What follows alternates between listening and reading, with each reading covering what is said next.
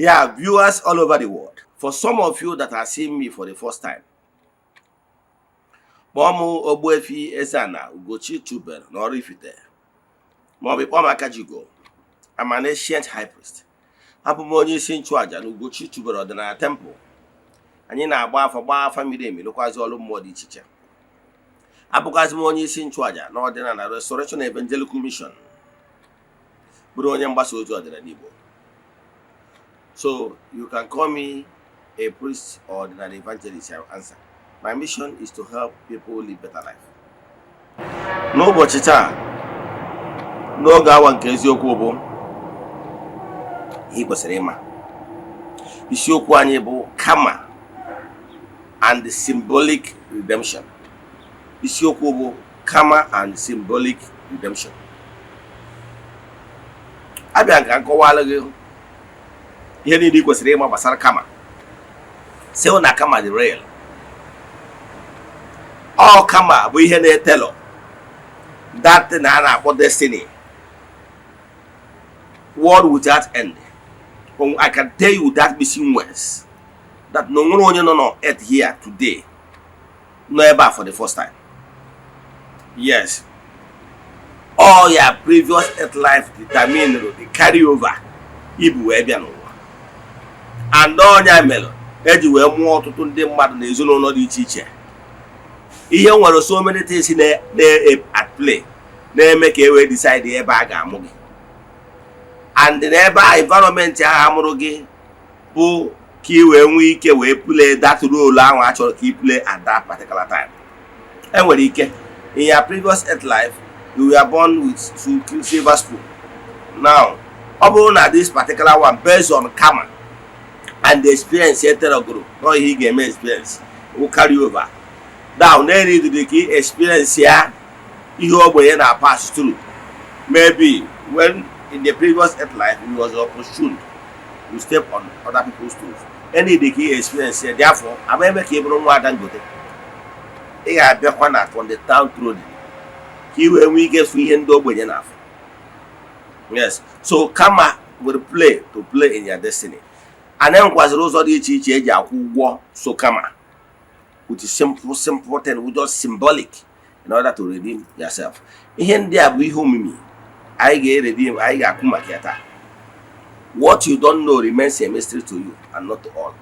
I will always advise you as my fan to strive for noble knowledge for your own benefit. Ihe ndị a ka anyị ga-eneba anya. But before we dive into today's lecture, important announcement. Anyị ga-anọ na month of November. Monthly rituals is still ongoing. I got Chikotia was Monday. Yes, nke this year I got Chikotia and in the Gabo was Monday. We're marking the new beginning of the next month.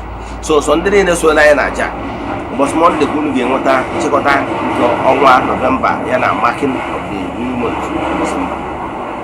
Yes, I'm on the Choki Sola Ajay in the Guayana and we go 4 years. I be there. We have massive testimonies, but as you all know, we don't share testimonies on social media. But when it's your TV, we don't necessary. I put the high back here. But I'm not going to school and middle way. Makani go bike.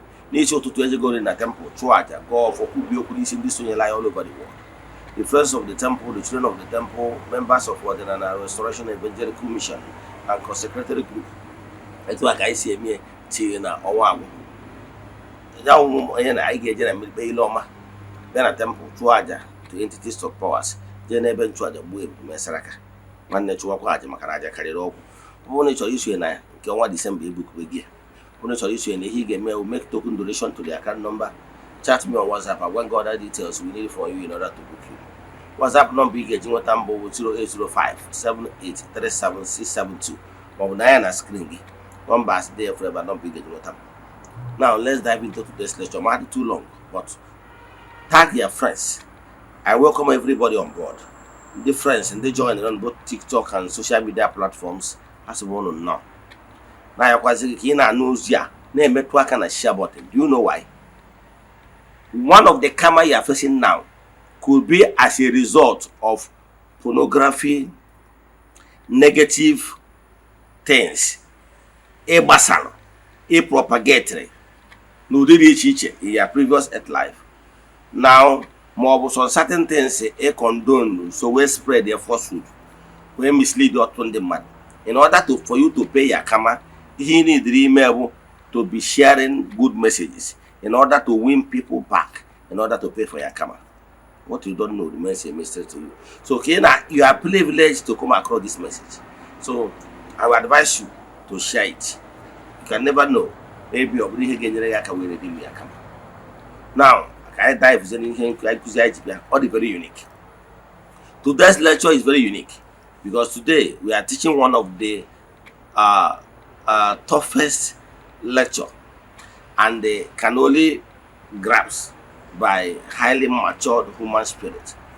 The title is Karma and the Symbolic Redemption. I will try to say it in a way that everybody will understand it, irrespective of their spiritual level and spiritual knowledge. Don't forget, don't worry how quiet very soon we are working tirelessly to make sure before the end of this year by the special grace of God. Now, let's dive into today's lesson. What I can tell you that karma is real. What is karma? Is that laws of retributive justice. In my previous lecture, I have told you there were many laws in creation. There were law of sowing and reaping, laws of retributive justice,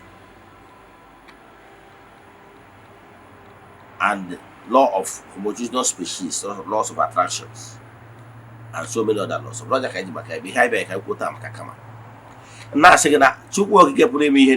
after creating the entire universe, he relaxed on his throne. Now, established the mandate, the mechanism, and put the world in autopilot. I'm trying to use the earthly words that will enable you to understand me perfectly. He put the world in autopilot. Now, put the right mechanism. Set in the angel in Kechuku. I call them the angel in Kechuku, the entities of powers. Name them for the primordial queen, the queen mother, to the elder, the throne of the elders, the throne of the animistics, the throne of the spirits, and the throne of the entities of powers, and the angels and rest of them. The Daka and the ancient, the throne of the priest, and the judge, and the rest of them. I don't want to start mentioning them because there are too many, because there were many realms and kingdoms. However, after putting everything in place, he now put the mechanism and said, let there be let every man, every spirit reap whatever he or she sow. Yes, I told you in the world of spirit, in the higher realm, spirit is spirit, male or female. But coming down to the world of gross material, all they use he or she. Because the assignment given to you from the world of ethereal world coming down, because ethereal world is the world that is between the gross material and the spiritual world. Let me put it this way. So in the ethereal world is like a waiting arena where you wait and waiting for time for you to be called upon to be here on earth to display your own game. Now, when you at that ethereal world is where you decide the passion, as in the work you will do, whether it will be coerced in nature or passive in nature. If it's coerced, you are going to be here on earth as a man, masculine. Now, if he is going to be passive, you will be going to perform here as feminine spirit. So those organs of male and female and then the energies is just for you to use it here on earth for the purpose of earthly experiences and procreation. Okay. Man, I know one more. I need one more spirit. But I'm a spirit. I want to work more wine. Talk more of Chukwu. He cannot say Chukwu is working more wine. So now all I want to know determine position or take a position as the father or the father of all. Anyway, let me not go to that deep spiritual explanation, but karma is a sector Chukwuoke created that ensure that everybody receive whatever he or she sow in her or his own coin. Meaning Galatian system, God can never be mocked. Whatever you sow, so shall you reap. So this karma is the law of balancing. The laws, the factor, or the force that determine to ensure that everybody receive what he deserves. That is called karma. It's like the conductor. So whatever that happens to you on earth is law of balance of effect. Whatever has action has an equal reaction. Yes. So some people keep blaming others. Let me tell you, what you don't deserve will never happen to you. Most people don't want to hear this, because for them they believe that this is the world no balance, is unfair. You know why the person is saying so? The person is saying so because the person didn't go without having the knowledge that a continuous step. On a judge your way based on one kaya no now. On what case, since I was born, I have never stole somebody's phone. Why must somebody steal mine? Yes. Okay. I can say, since I was born, I have never murdered anybody. Why somebody must murder my mother or my father? Ogusuba, it can be named all the crimes and said, since I was born, I can beat my chest. I have not done all these things. So it was like, God, where are you? God, are you real? Why must you allow these things to befall me? So sometimes for him, he have not committed injustice. But if he see himself receiving, always be at the end of injustice.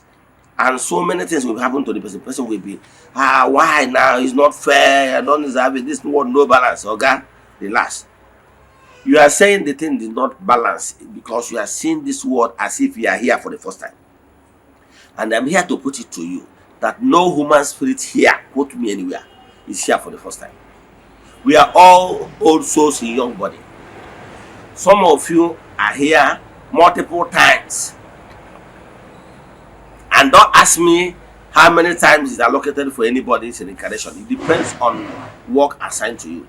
Determine how long you will stay in order to get them executed. Now, whether you do it well or you do it bad is your own entire business. The law of karma is still there to monitor you. Your angel is there to take note of your deeds, both good and bad. And believe in me, I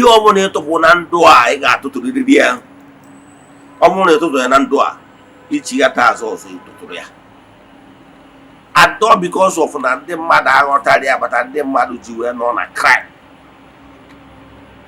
I remember when I was in India, in what kilo for phone Gina, no temple. You know why? People are afraid of the consequence of committing crime. Because you shouldn't come mad against you. There's no two ways about it. Key way for the pain. You want your nap and see. You are there. S-Mass is about to come around the corner. Some of you, they go to water charm or carry on. If they go to water job, he gave you a boom one muddy beggy. Making him all can one year more from I can tell you. If you want to one and do I got to the rear. Give me one and I quite gets well and that one mother useless. I can tell you. I get read that they didn't want useless. That is the only way you can pay karma. So sometimes when you cannot commit abomination, thinking in the method, I can tell you, the Batarum Puno Tono upon my apology, the regional water, Nanibu, is because we are no longer paying attention to law of Metabru, law of karma. One thing I like Igbo spirituality is your phone, law of fairness and justice. Yes. Mgbe ezi dị n'okwu kwa ndị Igbo na-asọ ime alụ asị gị na ana ga-agbakwa ụgwọ agba na-atụ ụjọ a na-atụ ụjọ justice mana since ndị ụka bịara ọnya ka nji agwa ndị ụka mere anyị tahatị ha abazi kịta na-epresizi Chineke jupụtara n'obi ọma na obi ebere ha na-ekwu maka God of justice imejọ jekwu fada si fada akwara m iko fada ya egbu m nwa mmadụ fada eme m nke ọzọ nna ya nọ n'eluigwe bee ekene mmadụ ugbo eto jee mọni mas 1 week ka Chineke gbara emehie ome etu a ọkụọ aka na tebụl pụọ onye ọzọ abata. Who does that? Onye gwara na ihe ọ mere n'ọgba arụgo gị ọga ọ bụrụ na imejọ m come and apologize to me imejọrọ ọ bụrụ na mgba arụgo gị agba arụgo gị because ọnọdụ ka onye ka ngeti ọnọdụ ka if I have problem with you in the police come and apologize to me. Once I forgive you from my heart, I'll call the IPO. Sorry, I'm no longer interested in this case. I'm no longer raising any charge against this case. That case will die what is called natural death. Even the IPO call me, I will not go. I will ask you not to go. By the time IPO call me, we don't know to one of case I want natural death. Njode. Onye agwa na-erezi na-asị Chukwu okike ịnọzikwu ome. Imejọ ọmụ bịa yọọ ọmụ mgbaghara ọmụnwa ka ọ ga-abụ imejọ ife yọọ ọmụ mgbaghara ọmụnwa ga-akwụsị irezi complain na mmụọ ọmụnwa ya akwụsị ịkpọlite mmụọ si mmụọ ịnọkwu ome onye ahụ ememe ihe na-etu a nkwụsị ya na-etu a kwụsị ịkpọlite mmụọ ọ bụ akwụsị dise nwa ọ ga-abụ nkwụsị nwekwu na nwe case na physical world na police station. If I stop communicating with the IPO case and one natural death, say why are you going to father or father ka ịdị na nwunye or father ka imejọrọ father ka igburu nwa ya ọma the pain father ị na-eje agwa ọnụgo nwaanyị ọma ihe o pain na mmadụ ji anụcha nwaanyị jela nwunye na azụ ọma ihe ọ kedu ihe batara na ị nwere ike onye nwere pain ọ ghọtara ihe a na-agwa gị father ị na-eje agwa na igburu nwa ya ọma ka esi azụ nwa ọma the pain na ihe level wee zụọ data nwa ahụ ọnwa ire kedu ka ọ ga-esi wee mmadụ na-ahụ ihe ịghọtara ịbọ gị ọ bụ ka ntị let me tell you. If you have not tested pain, you might not hear pain. If you have not tested poverty, you will not understand it. Allow somebody that have tested it to tell you what it is. Ọnọdụ kịta efu nwa Dangote na-asị na nwa Dangote mgbe ihe poverty. Ọngo gari wuti granọt ọmụ ya na-akọ ọnọgo buo ọnụ onwe ihe ọ chọrọ iri ọ chọrọ iri mana ọ chọrọ iri mana na ọ bụrụ na a na-echọrọ iri na ịzọdịa ihe nna-achị kụwadogo bụ onwe onye kpọrọ nwunye ejela nwunye eje yọọ ya mgbaala onwe onye imejọrọ jee were okie jee were ihe bụ nke ya without permission onwe onye ọbụla intentionally esi ka imejọ onye a onwe onye pụtara na ọ na-aga n'iru mmadụ enweghị obi ọjọọ ọganiru mmadụ enweghị obi ọjọọ. This we are living in a wicked world where ị ga na-agba mbọ ndị ọda na-alahụ ụra emecha ị gaa n'iru ekwubeghị ekworo. I was at Nnewi yesterday.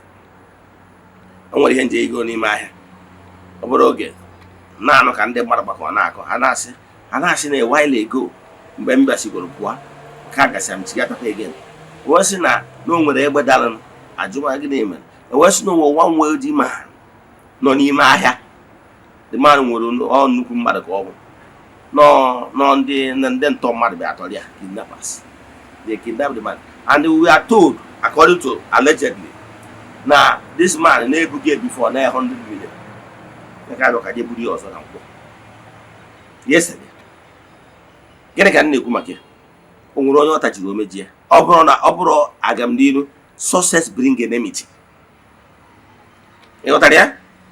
Ihe na-eweta na ihe abụ na-akụwara gị bụ na agam n'iru gị ga na-ewe ndị mmadụ iwe. Ndị Igbo tụrụ nso na nwata kpakarịa nwata ibie ọsị na ọkpa na-ajọ ọfịa ọ bụrụ taa ka ọ dịbala ịnụrụ mgbe a kọrọ akụkọ na Nnewi nwata onye bụ jeru je gbuo ụmụ nwaanyị ụmụ ndị nebe ibie ụmụazị tọta ihe na friji. Ịnụrụ ya kere ihe ụmụazị ya mere ya ọ bụrụ ekworo na anya ukwu aka teyu ị ga-afụkwa esmas ya na ọtụtụ ndị mmadụ ga-anakwa be ha na vileji nye ha poison. Ihe a niile bụ ihe so mgbe ụfọdụ gị nwa na onwe gị nwere ike n'ụwa mbụ gị ịkọba ịtụrụ ọtọ no I can tell you whatever ọ bụla ịtụpụ na ndụ ị ga-atụrịrị you must test it. You must test it. Now when you are testing it maybe you have forgotten because if I do gị in your previous life onye ka enwe maro you know why they ịpụta na ịmarọ ọ bụ na watch bụrụ nkụzi m about karma go and watch it. Ihe kpatara na ịmarọ ọ bụ na ihe ka na-akpọ intellectual brain na this intellectual brain ka who you are and amamihe dị bi n'ụwa dị. So whenever you are buried, eniri anụ arụ iyi gị ta nọkọ efe uwe that trap the spirit. Now mgbe eniri anụ arụ a the who you are and your earthly experience has decayed. It's only the impremature, your earthly experience near to the spirit, can create grab all that thing can carry over in the next world. But I have what I can 10 years or power. If one I want to watch your mother among the 10 years here. Man, you let up only able, you may rotate it because now you are able to all the guy store on a memory card. Hello, it's like what you store on your memory card. Once you remove the memory card, you no longer see it in the phone. So on your because that phone, when the phone, when memory card, it will go see where the you and the spirit you and the physical you. So I can tell you why and how they wrote, but I can tell you. Now, what you're experiencing today is as a result of who and what he did. If you don't know matter, that they was in the matter, happy was or how you experience it. Yes. Then, man, you can buy any experience because all there with the fresh brain and the fresh body. Or may the touchy home. Gabofu. Oh, one on devil and Kaha, boy, hammer mother. Can a reap get me? No one day won't have a me your job for the first time. Then it was high I get receive you. There's no two ways about that. Two work he carry a pachanya tam mother for only the reason. Oh, one devil na for a reason. Oh, one devil were on or the analyze example, one do mystics. Oh, one do messiahs. They are here on earth, they choose a pattern of life. They choose a pattern of life. It is the handover. Kahabure a role model. Keshina and do how whether to go to. You don't allow on a Bible. Eze-Ana say, Yaju Jesus ya. Onya polisi. O maki in Joe metal. O maki in near Mobusina name Elonia. Kawe de Chinekotito. So on one thing happen for a reason.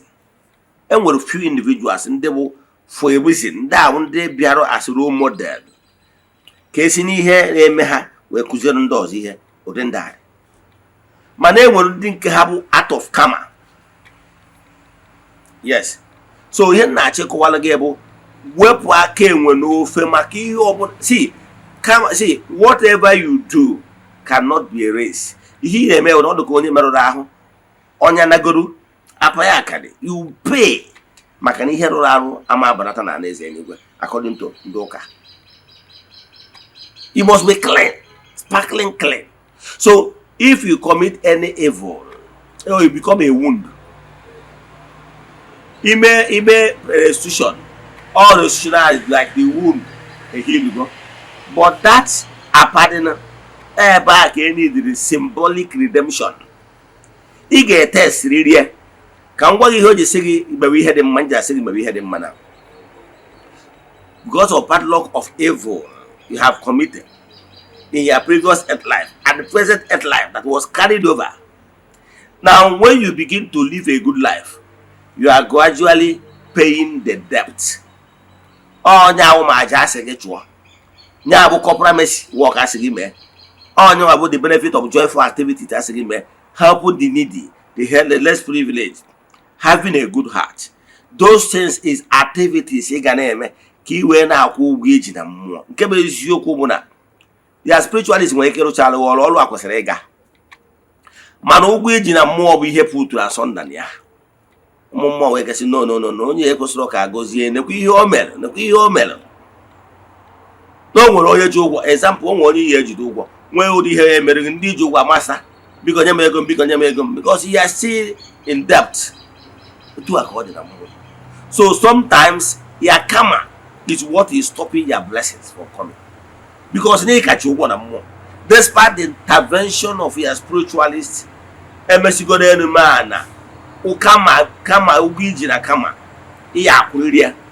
so, and there were so many ways you pay it from by either Masaraka, by having a good heart.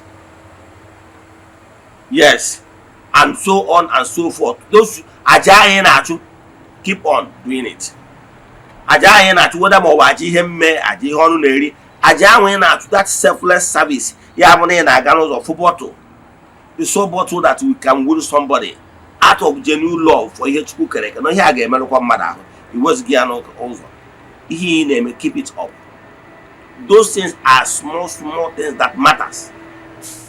And when he had about symbolic redemption bụ when as again chegaria machigaria, repent and turn around. Ihe ndị wee sị gị Nwachukwu gị na-ebi ndụ dị mma ka i wee gbagota na mmụọ. When you become a matured human spirit, ihe ga-eme gị bụ ịbụrụ a matured human spirit, ọ ga-eme gị isi go na point A banye na point B. Isi go na point A banye na point B. Ihe ọ pụtara bụ na isi go na FM. Isi go na FM banye na short wave. Isi go na FM banye na short wave. So onwezie mgbe the consequence, nemesis of your bad behavior begin to manifest. Manwa ihe ahụ ịtụrụ n'ọda datara gị. You are no longer in the same position where you were when you committed that sadly act. Therefore, you have shifted because you need chegarigo machigaria. You are no longer at that particular spot of committing adultery. You are no longer at that point you are committing abnormalities, abomination. So when the cause effect of your ill actions, that the cause effect of your action will no longer meet you at that particular point you were when you committed that sadly act. Oh, when the ihe to know that you are no longer at the same position. Therefore, you will not get the punishment. You will not get the punishment full time. You will not get the punishment full time because now you have paid you have shifted. Oh, Bible is not enough to repent.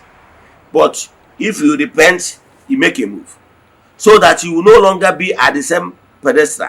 You have moved to another vibration so that the consequence of your inactions, when it comes, it will no longer meet you at the same point. Now, symbolic redemption. What is symbolic redemption? Symbolic redemption is when you committed that sadly act, maybe that carried you where you committed that sadly act. And because of the cause of effect of what you committed, any because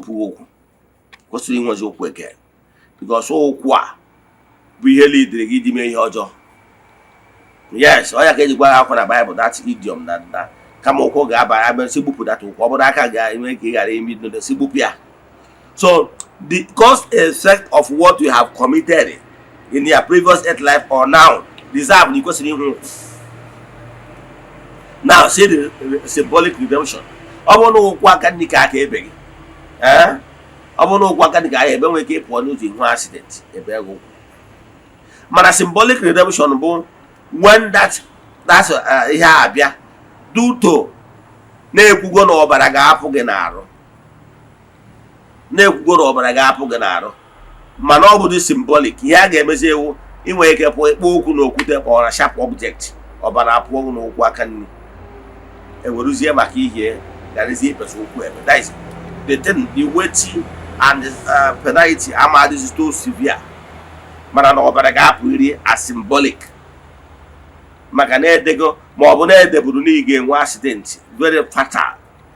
Mane puzenos okwa poge obere obara poge na e karikwa healthy. Symbolic redemption. So and match onye ọwụna nwere symbolic redemption is because they nwere ihe dị bunu ma na nwere ihe bukwapụrụ ya. Ihe onye ji bukwapụ ya bụ na ịnọrọzi ebe a. E nwere ike nwere ụbọchị mmadụ pụtara na akọrọ nya ba ọ chọrọ ịba moto. Ruo ebe ọ na-aba moto. Go go the charge card. Or where one nebo, then I know because I go the charge card. Before the charge card, go to the go time before an apple. Oh, no, China. onye ọzọ anọchie na one person remaining anọchie na moto. So when I say na ebukọrọ ụzọ n'ebe a na-anabaga ego mana ego erugo na siti ya before ọ na-ego dati ka na-apụtasị onye ọzọ anọchie na onye ọzọ ewepụtagodo ego ka ọkwụ ụgwọ wee mewe argument na ebe a ka ya nọbụ ọkụ ya gwara oke ya egota kaadị si na ya gwakwara nwoke na ọkụ onye nwe nọbụ ebe a ọ gbachiri nkịtị kpochiri ayọ ya enu yọ ya na ọsọ na ọma apụtakwa na moto agwazie dị ma gwazie ojezie baa moto ọzọ ị ma na moto ahụ ọ karị ịba fụrụ n'ụzọ nwa accident ọ bụrụ saịdị anwa that person na-asị na ọma apụta bụ ihe hitere and ọsọ nwa onye nwụrụ ndị ọzọ mere n'obere ahụ ịghọtara ya. So ihe na-achịkwụwara gị bụ na o nwere ụdị ihe na-arụ ụdị akụkọ dị etu a na-arụkwa ụdị akụkọ nwere ike ọ dị etu a ọ bụrụ dị ọsọ nwa akpe mmiri emerụ gị ahụ na ya ọ gị abụrụ symbolic redemption. So mgbe ọbụla ụdị ihe a mere gị ị marọ ihe a ka eme etu a ka ndị Igbo spiritualist si aghọta ya na ọ bụrụ na nke emere onye ọma nke a ka eme. Gịnị ka m na-ekwu maka ya? Onye ga-agba mbọ fụ niile ebi ndụ dị mma esikwana na ote gị mebere ihe ọma na ịfụ abụrụ result nwanne continually doing ihe ọpụta bụ na ụgwọ iji buru ibu ụgwọ eji o nwere ebe a na ihe na-akpọ spiritual center in any zone. Ihe ọma ị na-eme na-eje na spiritual center for the good is nọlụ, ihe ọjọọ ị na-eme na spiritual center for the bad nọlụ. Now at any point in time o nwere ike nke ọbụla jurunu na-agafu agafu ịbanye na steeti ya.